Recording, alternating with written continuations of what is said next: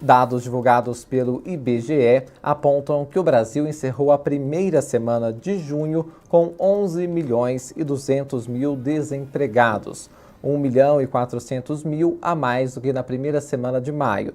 De acordo com o levantamento feito entre os dias 31 de maio e 6 de junho, em apenas uma semana, 300 mil pessoas ficaram desempregadas no Brasil. Entre os desempregados, 47% estão no Sudeste, que é a região mais populosa do país. O Nordeste aparece em segundo lugar e depois vem a região Sul. Bom, para falar sobre este dado e dar um panorama da situação do Brasil no ramo da economia, nós vamos falar agora com o economista Ricardo Balisteiro, que é coordenador do curso de administração do Instituto Mauá de Tecnologia. Tudo bem, Ricardo? Muito obrigado por nos atender aqui na Jovem Pan. Olá, Afonso. Boa noite a todos os espectadores, todos os ouvintes.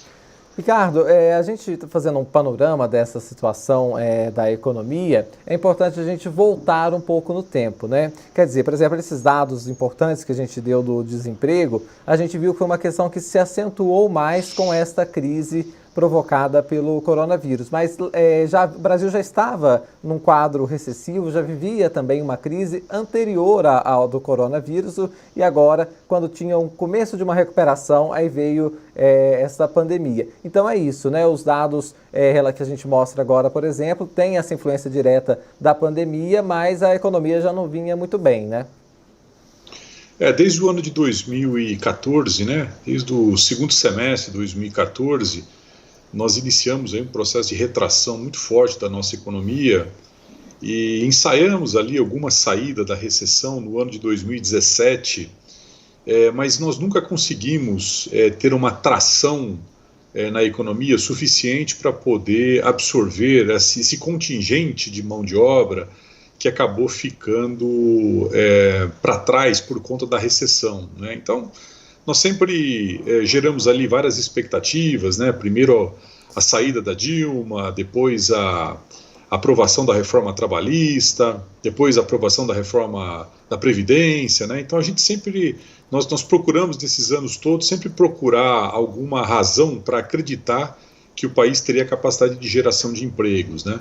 Mas na realidade a situação do desemprego vinha muito ruim, mesmo antes da pandemia, né? Vamos lembrar que além do contingente de desempregados, nós temos uma quantidade superior a 40 milhões de pessoas na economia informal, e se juntarmos isso, os desalentados e também aquelas pessoas que estão trabalhando em quantidade de horas insuficiente, né, ou seja, abaixo daquilo que gostariam de estar trabalhando, nós temos uma parcela enorme da nossa população que nesse momento ou tem uma relação precária de trabalho ou está desempregada, né? Então, eu diria que a pandemia só veio a piorar um pouco um quadro que nos últimos 5 anos é bastante grave no Brasil, que é a incapacidade de geração de empregos. Pois é, aí te perguntar de uma perspectiva, por exemplo, de curto prazo, não tem uma situação muito melhor do que isso, né? A gente sabe que a pandemia também vai piorar no sentido econômico, né? Muitas empresas ainda devem demitir mais pessoas, né? Esse aqui certamente será o ano em que o país, desde o ano de 1901, né? Portanto, há 119 anos, né? Nós não conhecemos até agora a recessão do tamanho que nós teremos em 2020, né? É a maior recessão da nossa história desde que se calcula crescimento e retração de PIB, né, no nosso país. É claro que isso não foi causado pela nossa economia, isso não foi causado também como uma crise do capitalismo, é um fator exógeno, né, que é exatamente uma pandemia, mas que tem consequências econômicas bastante graves, uma vez que o isolamento social se mostrou como a terapia mais recomendada para poder resolver esse problema, né? E quando falamos de distanciamento social, a economia é afetada de uma maneira muito forte, principalmente o setor de serviços, né? Sim. E o setor de serviços, nós lembramos que ele, quando você deixa de fazer um serviço, ele é irrecuperável, né? A pessoa não vai viajar 2 vezes, ela não vai fazer 2 reservas de hotel no futuro, né? só porque ela deixou, por exemplo, de viajar esse ano, né? Então, apenas para dar um exemplo de um setor que foi profundamente afetado e que é irrecuperável do ponto de vista de receita. Então, lamentavelmente, Afonso, nós não temos uma boa perspectiva pela frente, uma vez que nós ainda certamente vamos experimentar nas próximas semanas, talvez nos próximos meses, os números um pouquinho mais dramáticos no que tange a desemprego. Ricardo, pois é, e tem essa questão, por exemplo, que a gente tem acompanhado da reabertura, né, da economia em algumas cidades, em alguns pontos, mas como o senhor muito bem colocou, são recuperações que não vão compensar lá atrás, né? O que não foi vendido não será vendido, mas já há essa sinalização dessa reabertura. Aí tem um índice que foi divulgado pela FGV, que é o Índice de Confiança do Comércio. Aí tem um dado bem interessante que tem a maior queda trimestral esse índice da série histórica, mas ao mesmo tempo no indicador mensal teve uma alta. Então, falando da perspectiva do empreendedor, de quem atua no comércio, quer dizer, o índice tá tendo o pior resultado trimestral, mas há vamos dizer assim, uma luz no fim do túnel já colocada com essas medidas de flexibilização?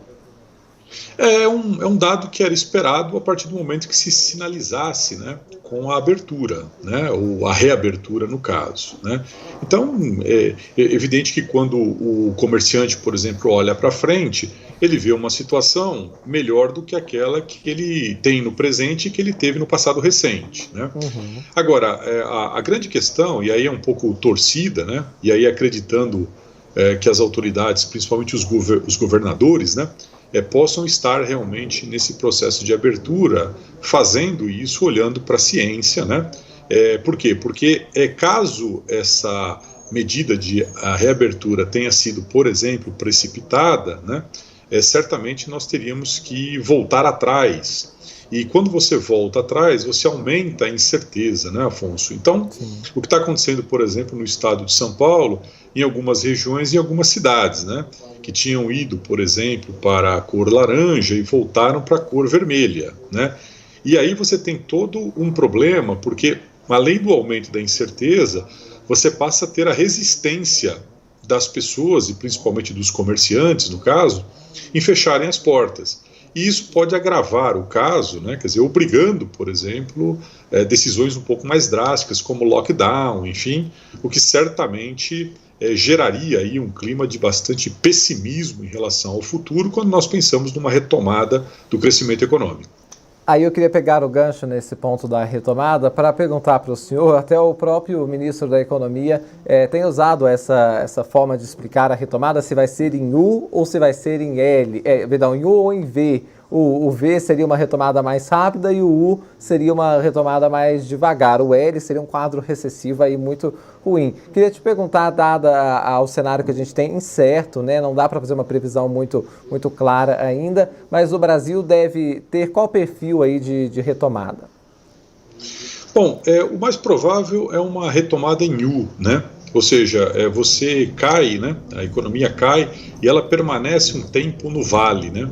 Até ela começar a se recuperar, né? E demorando muito para que ela possa realmente retomar aquele cenário pré-crise. Então vamos pegar o caso do Brasil especificamente. Há uma projeção de crescimento, de queda do PIB esse ano aqui, já oficialmente, né? Definida pelo Banco Central, de 6,4%, né? E no ano que vem, nenhuma projeção dá que o Brasil vai crescer 6,4%. Portanto, você cai 6,4% e cresce 3% no ano que vem. Significa que até 2022 nós não vamos ter retomado o cenário anterior à pandemia. Então não dá para falar em recuperação em V. Recuperação em V é quando você bate no vale e sobe rapidamente. Isso não vai acontecer com o Brasil. Na melhor das hipóteses, nós vamos ter uma recuperação em U, né? Nós vamos cair, permanecer um tempo no vale e subir lentamente, né? A grande questão é que se tivermos que adotar lockdown, aí nós vamos crescer, aí nós vamos retomar em W, né? E em W é muito ruim, né? Porque a economia, ela cresce, ela cai fortemente, ela cresce um pouco e volta a cair, né? Então esse é o pior dos mundos, né? Que foi um pouco a nossa recuperação da recessão de 2015 e 2016. Acabou sendo, por conta da pandemia, uma recuperação em W, né? Nós saímos lá de cima, caímos, quando começamos a nos recuperar, caímos de novo, né? Então a ideia é evitar uma recuperação em W, por isso que a expectativa é que as medidas de reabertura realmente estejam baseadas na ciência e não estejam baseadas, por exemplo, no calendário eleitoral das eleições municipais desse ano. Porque se essa alternativa foi a escolhida para promover a abertura, nós teremos sérios problemas no futuro.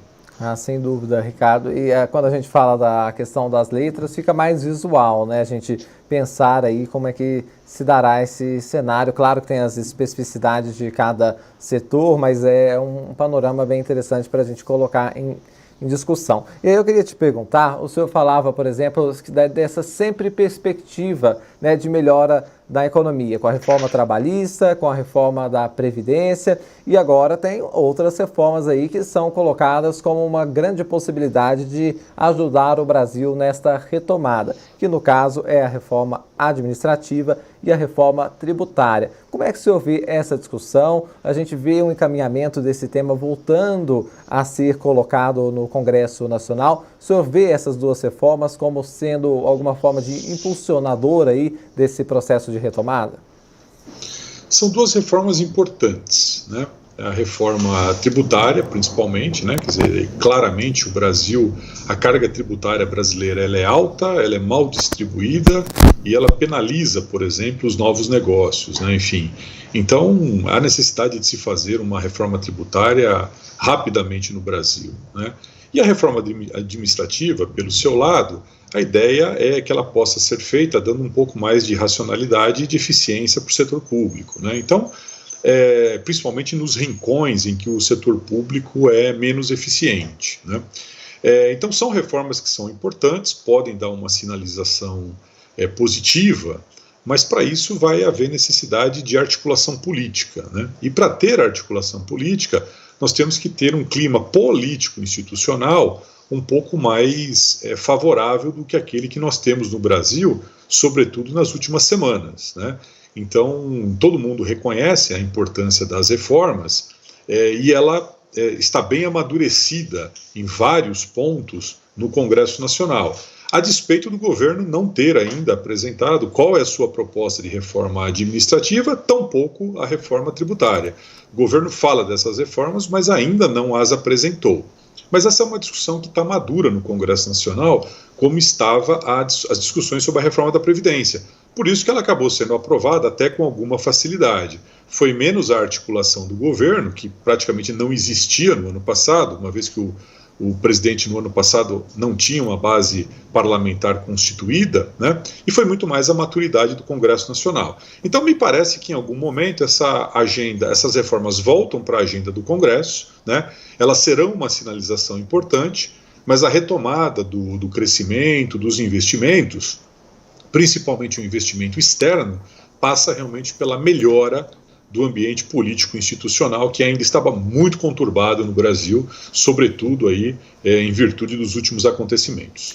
Ricardo, tem um outro ponto importante dessa discussão, que é como o Brasil, que está imerso aí nesse cenário maior, né, no cenário global, por exemplo, a recessão mais recente que nós tivemos, né, na época de 2014, ela encontrava um mundo com a economia mais pujante, mais aquecida, o mundo estava crescendo. E agora o que a gente vê é que o mundo também não vai crescer, que o mundo também está nesse quadro recessivo. Então, mesmo essa questão dos investimentos vai ser mais difícil para o Brasil agora, né? Quer dizer, não só o Brasil está com essa recessão, mas o mundo também está enfrentando aí duramente as consequências do coronavírus, né?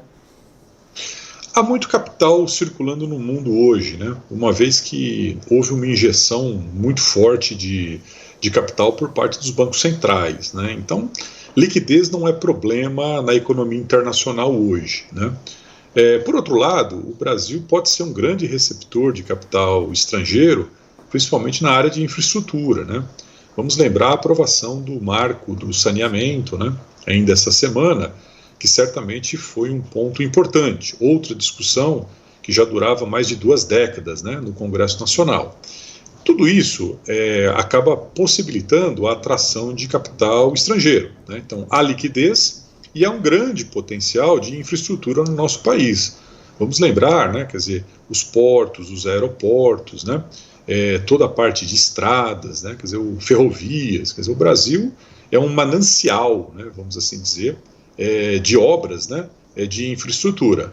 Mas, para que esse capital seja atraído, há necessidade de marcos regulatórios bastante bem definidos, né, e mais do que isso, né, repito, uma situação político-institucional que possa dar conforto a esse capital, uma vez que são investimentos muito vultosos, de retorno de médio e longo prazo, né, e que, portanto, demandam um ambiente um pouco mais favorável para que esse capital possa aportar no nosso país. Mas a liquidez internacional, nesse momento, é bastante elevada, haja vista não só a injeção feita pelos bancos centrais, mas a gente pode também ver a abundância desses capitais materializada na taxa de juros muito baixa que existe hoje no mercado internacional. Eu falava ainda essa semana com o deputado Paulo Ganimi e aí disse para ele que a palavra-chave é o ambiente de negócios, né? O senhor reforça isso, quer dizer, existe essa disposição em investir, mas tem que criar esse ambiente favorável, né? Não, exatamente, né? Quer dizer, vamos lembrar que até 2 semanas atrás nós estávamos falando aí de críticas ao Congresso Nacional, né? Vários membros do governo sobrevoando a esplanada dos ministérios de helicóptero, né? O presidente passeando de cavalo, né? De domingo. Evidentemente que a imagem disso, no meio de uma pandemia, o Brasil como o segundo país com maior quantidade de vítimas, né, de uma pandemia, passa uma imagem muito ruim para o investidor, não só o doméstico, mas principalmente o internacional, né? Ele simplesmente não acredita que esse país possa ser estável o bastante para que ele aporte, por exemplo, milhões de dólares aqui no investimento de infraestrutura. Enquanto não houver realmente um ambiente de entendimento, né, primeiro entre os 3 poderes, né, depois da elite política com a elite empresarial e principalmente com os representantes sindicais, né? Ou seja, é um momento de diálogo, né, com todos os setores. E o que nós verificamos no Brasil nas últimas semanas foi exatamente o contrário disso, né? Então, quando a gente fala num país que democraticamente ainda é jovem, né, vamos assim dizer, mas que já deu várias lições, né? Por exemplo, ao afastar 2 presidentes da República sem nenhum tiro disparado, né? Ao ter a mesma moeda há 26 anos, ao ter a mesma Constituição há 32 anos, esse país ele tem uma democracia que vem se fortalecendo. Então você não pode ter qualquer sinalização que possa indicar qualquer retrocesso nesse sentido. E evidentemente que o capital estrangeiro olha para isso com olhares muito atentos. Por isso que é um momento de diálogo e de entendimento e não um momento de ruptura, como nós acabamos flertando de alguma maneira aí nas últimas semanas, pelo menos no que tange ao discurso de algumas autoridades públicas. Eu queria perguntar também um pouco, Ricardo, a questão de auxílios, né? Aí para a gente dividir em 2 aqui a nossa análise. Primeiro, auxílios às micro e pequenas empresas. Como o senhor vê isso? O governo tem que fazer esse dinheiro chegar de uma forma eficiente para que se possa reduzir aí os danos que já serão muito sérios nas economias e, claro, para os empresários também? Não tem dúvida, né? Isso está profundamente atrasado, viu, Afonso? Como foi atrasado também o auxílio emergencial aí de R$600, né? Uhum. Nós perdemos um tempo enorme, primeiro definindo se haveria o auxílio. Vamos lembrar que a primeira proposta do governo era suspender contrato de trabalho sem pagamento. Essa foi a primeira proposta que veio do Ministério da Economia. Aí perceberam que isso ia causar um problema sério no país, né? E aí começaram com R$200, depois R$300, até definir os 600, demorou 3 semanas. Aí demorou mais uma semana para o presidente sancionar a lei, porque ele estava com medo de cometer pedalada fiscal, mesmo tendo o aval do Supremo Tribunal Federal, né? Então demorou muito para o auxílio emergencial chegar. E ele tem vários problemas, né? Enfim, gente que não deveria receber, recebeu, gente que precisa receber, não recebeu até agora, enfim. E as micro e pequenas empresas, idem, né? Quer dizer, a linha de crédito simplesmente não chega, né? E aí tem um banco que deveria fazer esse papel, que é o BNDES, né? E é tardio, né? Quer dizer, as ações voltadas para isso. Então eu diria que é fundamental que o crédito seja aprovado e é fundamental que o crédito chegue, né? Por quê? Porque essa é a única maneira de reduzir a mortalidade dessas empresas, que tem fôlego muito curto, né, Afonso? Diferentemente de uma grande empresa, que tem fôlego aí para 3, 4 meses, uma microempresa tem fôlego muitas vezes para uma semana, 2 semanas, né? Quer dizer, nós já estamos aí há 3 meses com isolamento social, né? Então, certamente, tem muita empresa que já desapareceu, né? Assim como o comércio, né?